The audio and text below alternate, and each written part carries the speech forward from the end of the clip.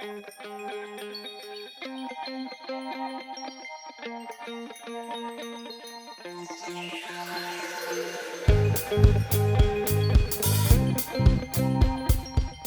you, Alison. And I must say it's very inspiring to hear from you, Maria, how you're doing things in Turku. I'm maybe more on a practical mode here in my presentation. Well, we are having rather cold weather in Reykjavík now, so this sunny picture is maybe not quite true today, but beautiful picture, just as I wanted to show you that we are located by the sea. Well, myself, I have been with the city since 2011, and I'm leading the climate mission for Reykjavík City, as we are a mission city. I myself, I'm located within the Department of Environment and Planning, but I will, how can I say it, present that later on. Sorry about this. I just wanted to tell you about the Reykjavík City. We are the capital city of Iceland. We are by far the largest municipality in Iceland, with almost 40% of the total population. And then we are living here in the capital area with with the total 7 municipalities. We are around 220,000. And total in Iceland, we are like less than 400,000. So you see, there's a huge proportion of the Icelandic nation that lives here in the southwest corner of Iceland. Even though the name is Iceland, the average temperature is not that low or cold. That is due to the Gulf Stream that we are happy to have here at this Nordic latitude. I have experienced like 10 degrees in July, and also in actually around December, Christmas time. So there's like a mild winter, but it's also not very hot in the summertime. We are lucky to have renewable energy. We are geothermal and hydro, as we are located on a volcanic plates. We are used to natural hazards and storms and earthquakes and volcanoes. And we just recently have a volcano nearby Reykjavík, as you see in the upper picture. It's not like it's not like a hazard for Reykjavík, but there was a town nearby who had to close down. The main environmental challenge for Reykjavík is actually, because of we have like the green energy, is the fossil fuel transport, and that is most by the private car, and I will show you the charts later on.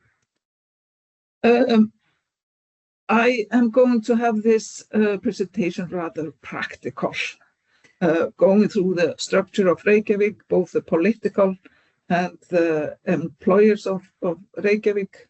And I will start with the political structure. We have a majority now, which actually switched just like a year ago. And there are now 5 parties that are having the majority of the council. We will have election just in 2 months, in 16th of May. And there are now 23 council members, and the mayor works as the chief executive. So that is the background to the political commitment that we have to seek for all the work and the mission included.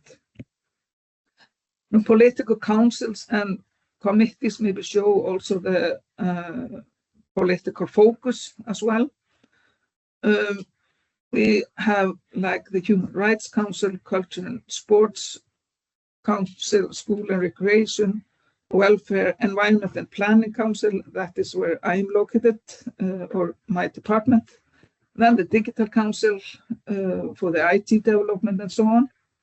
But we also have like a public committees for the security and health, internal for the audit committee, and the procurement and construction council. But then we also have members of the boards of the municipality-owned companies as the board, that I will talk a little bit more about later on, and also Reykjavík Energy, which is like a utility company, an energy company. And also SARPA, that concludes the landfill and recycling, and the public transport company. And we work very closely on the climate mission with the municipality-owned company, so I wanted to show you that. Well, here is the organizational chart of Reykjavík City. In the upper corner, you see the city council. It includes all the elected members and meet twice a month. The city executive council is like an executive team and meets once a week, and is actually running the city in between city council meetings. In all the boxes that you see here below, there are around 12,000 employees. So we are by far the largest working place in Iceland, also in Reykjavík. So there's a lot of communication that is possible there.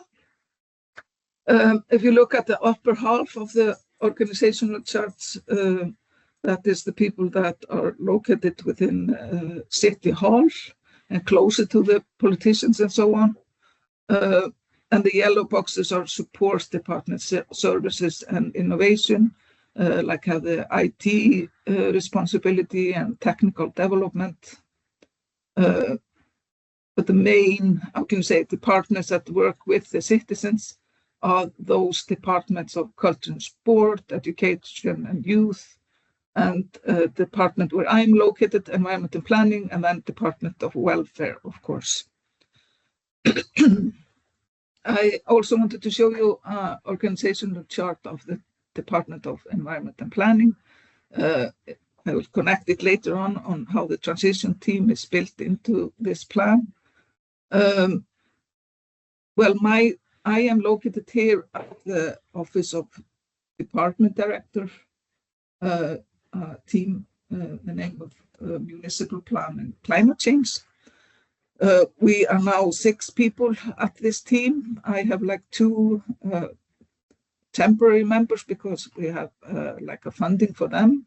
But otherwise, I am alone with the climate work, but that is just how it is.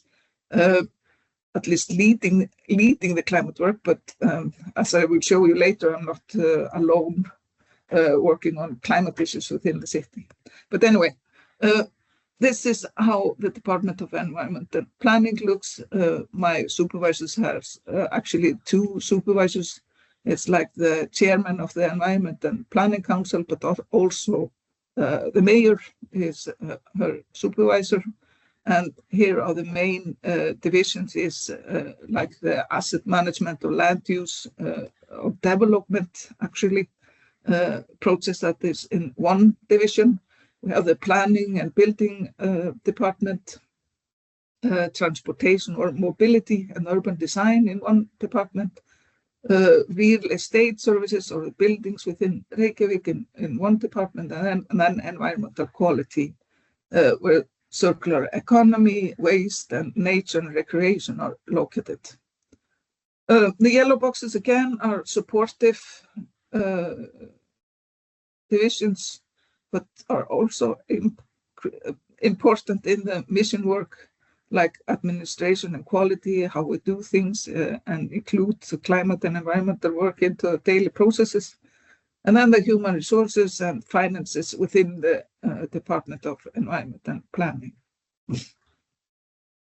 A little bit about the historical background of climate work. It was very nice to hear from Turku. We also had the first climate policy actually in 2011, and that was connected to our participation in Covenant of Mayors. We had like a very ambitious political change in relation with the Paris Agreement in 2015, and that actually pushed for us to make a climate neutrality 2040 target in 2016. At that time, we made the climate declaration with more than 100 companies. It was very interesting because we were looking into it and really wanted to do this declaration to bring more stakeholders into the discussion. And we thought like there would be like 10 companies or something like that interested, but it was like a wave after the Paris Agreement, and we had more than 100 companies, and the municipality-owned companies like Reykjavík Energy, the public transport company, and the port, which I will tell you a little bit about later on, they actually set the 2030 targets early. At this time, the city had the targets for 2040, but they really had like carbon neutrality targets ready at this time, which is very early. Well, we are a mission city since 2022. We had the first climate city contract signed in 2024 and have a label in 2035 in May. And the goal there is to have climate neutrality by 2030. But what is important in this and all the background, even before we were applying to be a mission city, it's also important to have approval of the city council. So you have the political background and have it in writing, also on how to do things and make the transition team go forward. It was decided to have like a political steering group of all party leaders, even the minority of the parties as well. And a mission team was formed using actually the transition team playbook. And it was very good to hear the presentation from Adriana, because Reykjavík has been looking at, or at least in my work, has been looking very closely on how to do things and following the suggestions of the playbook. And this is maybe a familiar picture from the presentation of Adriana. This is a picture that I have been showing politicians and staff members. And as you see, actually the steering group or the politicians, they are in the team that is in the upper circle of the municipality. There are mayor and politicians that are participating with the transition team. And if you look at the green arrow, we are talking to the public and municipality-owned companies, but also with businesses, academia, and citizens. And that concluded to the climate city contract and the climate investment plan as well. So this is actually the picture that we have been working with. And it's also, sometimes it's good to see and compare when you're a small city administration like Reykjavík, to compare to what other cities have been doing. So this is the steering group, it's political group. There are all political party leaders. At first it was chaired by the mayor, but it is now chaired by the environment chair. The group has mandate in written through 2026. We had like a timeline developed at the outset of the work and how to do things. And the group or the board is always convened at key strategy points. And of course, I mean, we are preparing signing of the climate contract and what kind of stakeholders we wanted to contact and so on. It's also very important to have clear responsibilities. And this is just, it was put on paper what the responsibilities of the political group is, but also the mission team that is actually staff members of Reykjavík City. So this was in writing, so they were aware of what their role would be within the mission team.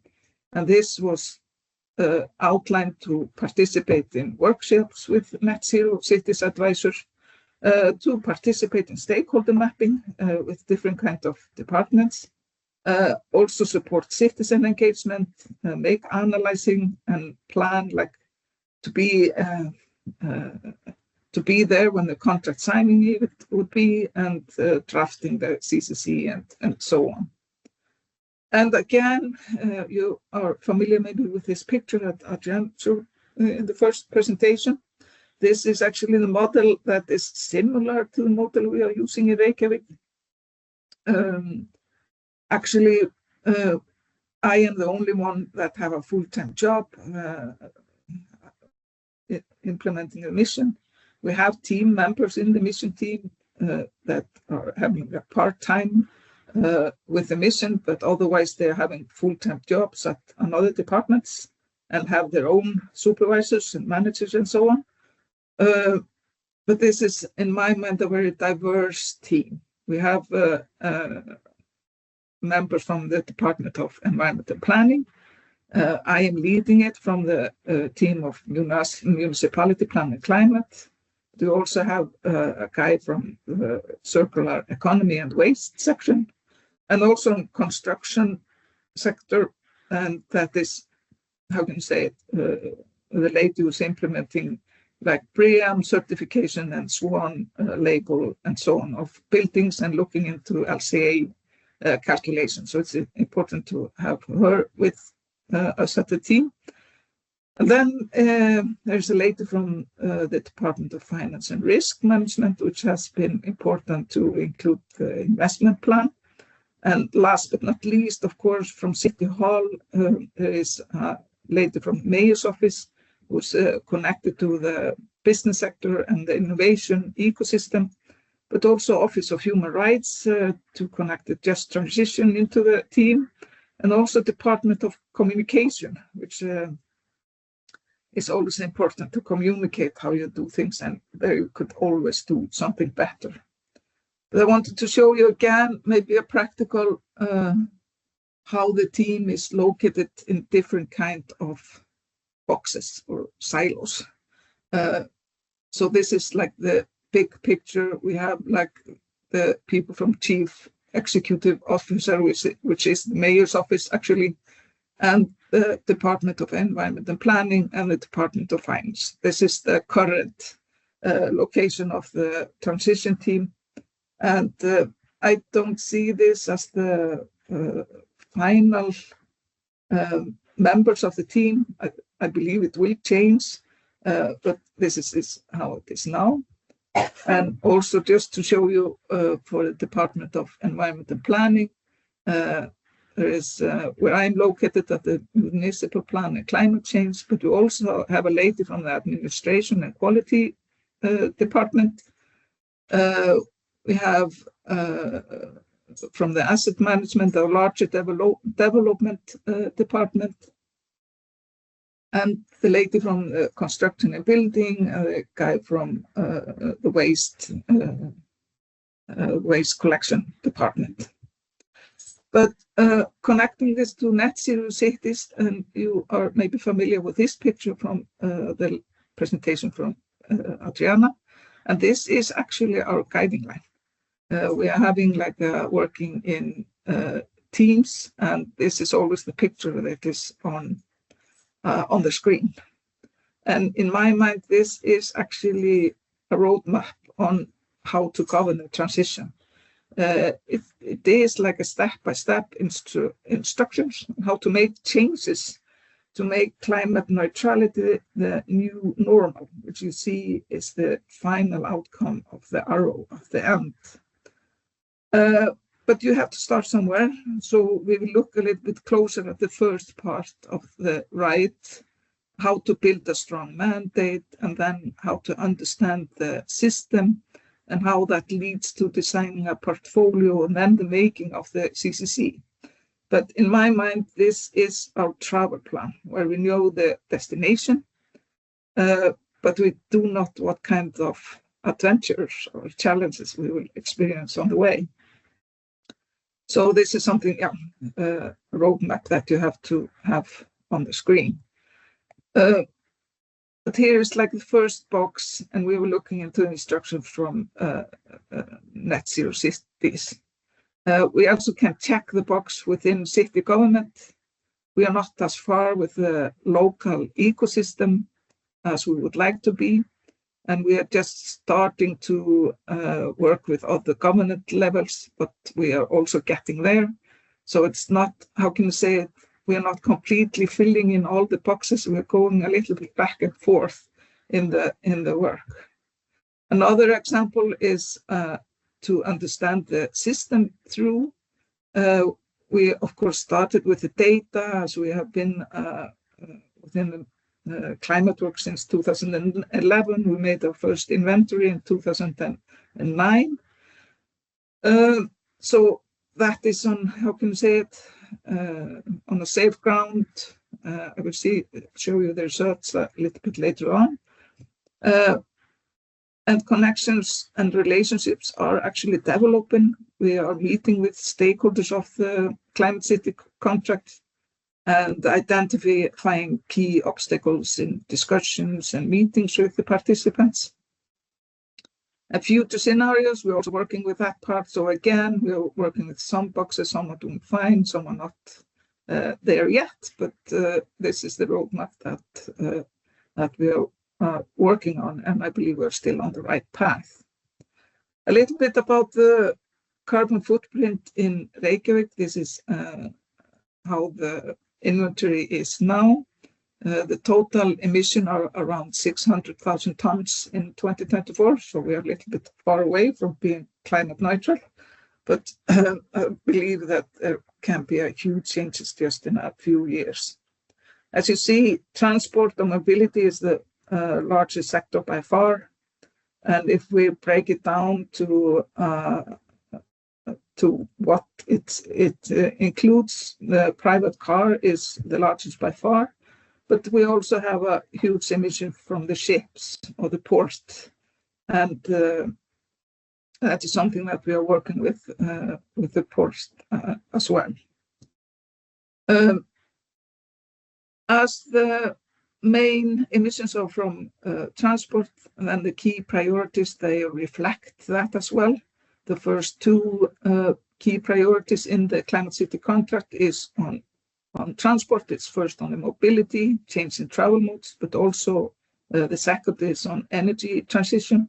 Then it's waste and circular economy. There is a focus on the building sector, as there is a lot of housing being built here in Reykjavík and shortage of buildings. And last but not least, the just transition. We decided to just have the commitment easy for the participant to just formulate actions with us and participate in meetings. The action portfolio is very heavy on mobility and transport.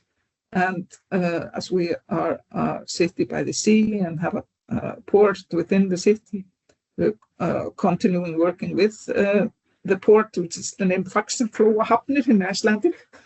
And unfortunately, the lady from the port could not be with us here today, but she allowed me to have some slides, which I just wanted to show you shortly on the port work on the climate issues.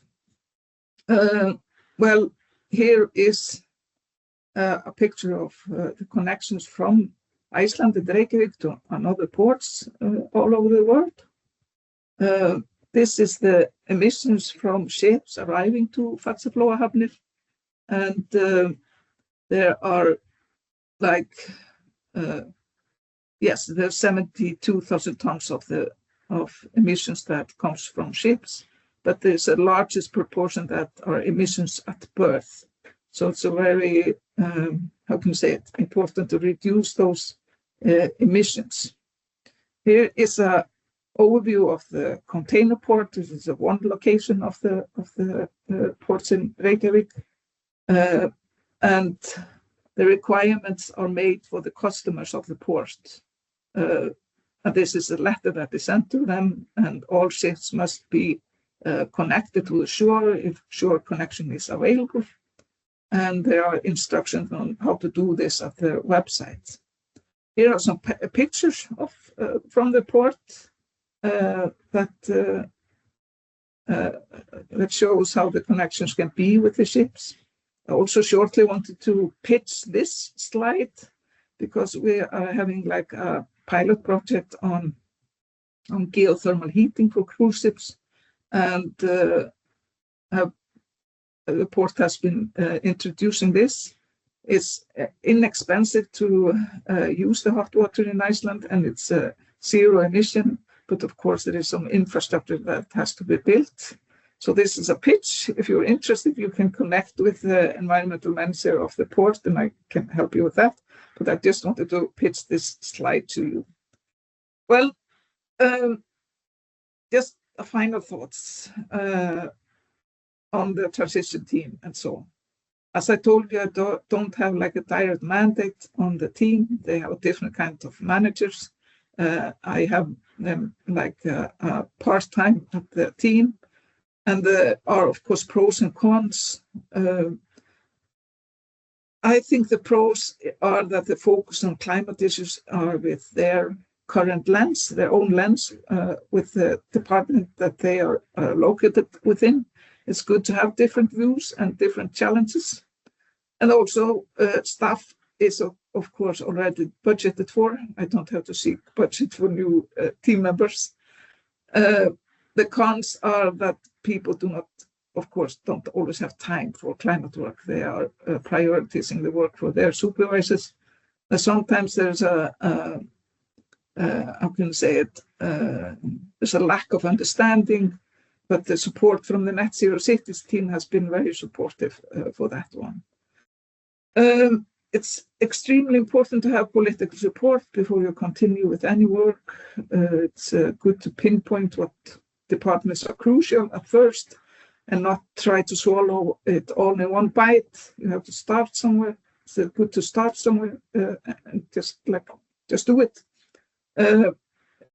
It has been beneficial to have a regular meeting with stakeholders, and well, this is just continuous learning and adaptation. Just be patient with that. So, yes.